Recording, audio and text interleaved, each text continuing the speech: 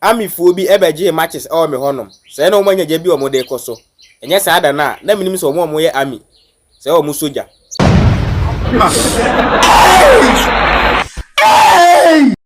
me ka brofo no gina wo hwe manim sa wa ante brofo no me ka atwi eno so no gina ho ana atwi nso wan sante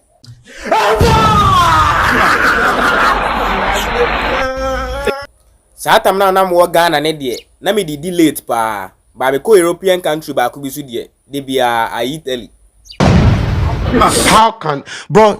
How one person get this much talent?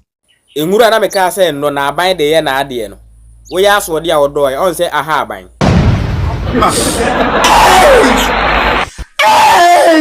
obusa me say epo ne wo ho no me hu ana me say yeah I can see say mabafu nti obi abeti madi matemu bi menye light o ba ka ene me kane a Ladies and gentlemen. Akura we ne maame so omra fie medidi ne maame pa o ba wo se wo mada. Kenneth is the new Mugiz. He's the millennial. No, it's not millennial. Gen Z is the Mugiz with that.